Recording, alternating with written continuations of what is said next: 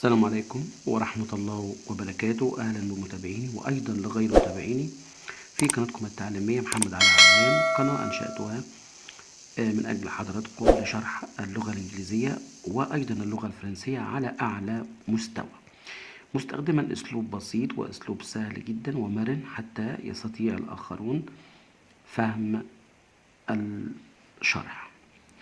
في طبعا عندنا النهاردة في هذه المحاضرة بستعرض لحضراتكم بعض الكويشنز الأسئلة المتعلقة بزمن البريزنت سيمبل المضارع البسيط. أول سؤال تشوز، اختر. الجملة بتقول إيه؟ محمد always يعني دائما space not to his work early، يذهب his work. his صفة ملكية بتعود للمفرد المذكر، فعشان كده قلت his work اسمها work وليست work. his work إلى عمله. early يعني مبكرا. يا ترى الإجابة الصحيحة يا شطار go ولا went ولا going ولا goes؟ طبعا هنا قلت going ما قلتش going، لا going. يبقى إذا يا شطار الكلام ده على my responsibility، على مسؤوليتي. حرف الجي لما نشوف آخر كلمة في الحرف، آخر كلمة في الكلمة، فإن في هذه الحالة يكتب ولا ينطق، فأقول going مقولش going، لا going. طبعا الإجابة الصحيحة يا شطار هيبقى goes. لماذا؟ ليه ما قلناش جو؟ عشان القاعدة بتقول يجب إضافة حرف الآس، ده اسمه حرف الآس مع الفعل الذي ينتهي بحرف الأو، وادي فعلا منتهي بحرف الأو، فإذا لابد من إضافة حرف الآس مع ثلاثة ضمائر. مين هم يا شطار؟ هي وشي وإت. طبعا هي يعني هو، ومحمد ده مفرد مذكر، وهي يعني هو، فاذا هي بيحل محل محمد ومحمد بيحل محل هي، فعشان كده اخترنا جوز. يبقى الاجابه الصحيحه شطار جوز وليست جو. طيب ليه ما ينفع ياخد وينت؟ ينفع، بس في هذه الحاله مش هينفع. ليه بقى يا شطار؟ عشان الجمله في زمن البريزنت سيمبل المضارع البسيط.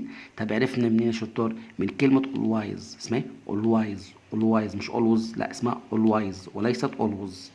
فبالتالي زمن المضارع البسيط بيتكون من السبجكت الفاعل بلس زائد، فطبعا بالتالي الشطار زمن المضارع البسيط يتكون من السبجكت اللي هو الفاعل بلس زائد الفيرب الفعل في الفيرست كونجيجيشن اللي هو التصريف الاول او الانفينيتيف المصدر اللي يعجبك ده، صح ولا صح؟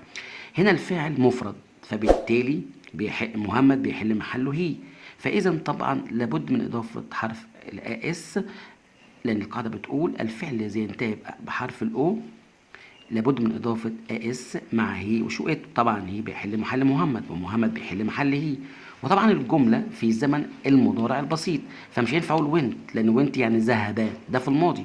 طب ازاي في الماضي اختار ماضي وهي اصلا الجمله في زمن المضارع البسيط؟ يبقى اذا مش هينفع.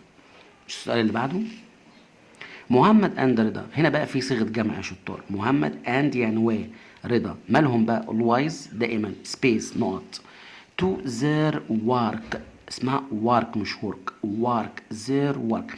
طبعا دي their صفه ملكيه للجمع الغائبين، عشان كده قلت their work الى عملهم early مبكرا. يا ترى الاجابه الصحيحه goes ولا going ولا went ولا go؟ برضو هنا اقول going ما اقولش going، لا غلط، اقول going. يبقى الاجابه الصحيحه هنا يا شطار هيبقى go.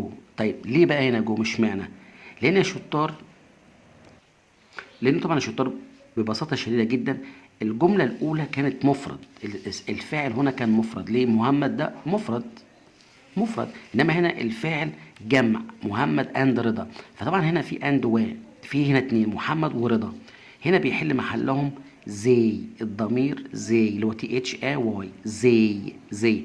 فطبعا زي خارج، فطبعا يا شطار زي خارج القاعده اللي هي بتقول يجب اضافه حرف اس مع هي وشو ات.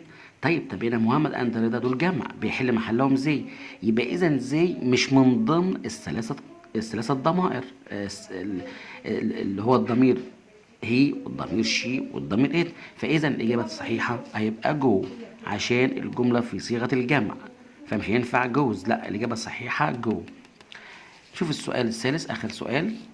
السؤال بيقول ايه؟ شي سبيس هي سبيس نقط her teeth. her teeth أسنانها. أسنانها. her طبعا دي صفة ملكية للمفرد المؤنث، فهير تيث اللي هي أسنانها. every كل day كل يوم. ألون بمفردها أو لوحدها. إذا نلاحظ برضو الجملة في الزمن البريزنت سيمبل المضارع البسيط. طب عرفنا منين؟ عرفنا من كلمة زي، من كلمة every. فكلمة every كلمة بتدل على الزمن المضارع البسيط اللي هو البريزنت سيمبل. طبعا يا شطار ان شاء الله اسيب لكم المحاضرة كاملة متكاملة، شرح بسيط جدا في اول كومنت، في اول تعليق هتلاقوا المحاضرة اللي انا بشرح فيها زمن البريزنت سيمبل اللي هو المضارع البسيط. طبعا هذه المحاضرة مهمة جدا جدا جدا. هسيب لكم اللينك الرابط بتاع المحاضرة في الاول كومنت، وايضا في صندوق الوصف اسفل الفيديو. طبعا شرح المضارع البسيط بالتفصيل الممل. طيب الإجابة نختار بقى كلين ولا كلينن، كلينن ولا كليند ولا كلينز.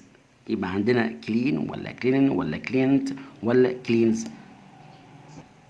نفكر شوية شطار. هنا الجملة شطار في زمن المضارع البسيط. طب عرفنا منين؟ عشان أنا قلت every day، وطبعا every كلمة من ضمن كلمة من الكلمات الدالة على زمن المضارع البسيط. فإذا هتبقى الإجابة الصحيحة كلين تنظف، هير تيس أسنانها. طب هي كلين تنفع؟ والله هي كلين كلمة بتدل على زمن المضارع البسيط بس مش هينفع. لا، الإجابة الصحيحة كلينز. كلينز كلينز. يبقى شي كلينز هي تنظف، هير تيس أسنانها every day كل يوم بمفردها. طب ليه حطينا، ليه أضفنا حرف الإس يا شطار؟ عشان القاعدة بتقول يجب إضافة حرف الإس للفيرب مع هي وشي وإت، مع هي وشي وإت. تمام يا شطار؟ طبعا إن شاء الله زي ما قلت لحضراتكم قبل كده هتلاقي المحاضرة في أول كومنت، في أول تعليق، وهتلاقوها في صندوق الوصف بتاع الفيديو. طبعا لا ننسى اللايك، عشان طبعا اللايك بيعمل على سرعة انتشار الفيديو، وأيضا نشترك في القناة عشان لما أرفع أي فيديو يوصل لكم بشعار إن شاء الله.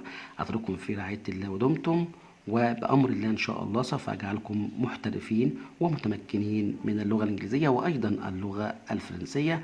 أترككم في رعاية الله ودمتم. goodbye and I will see you soon. God willing.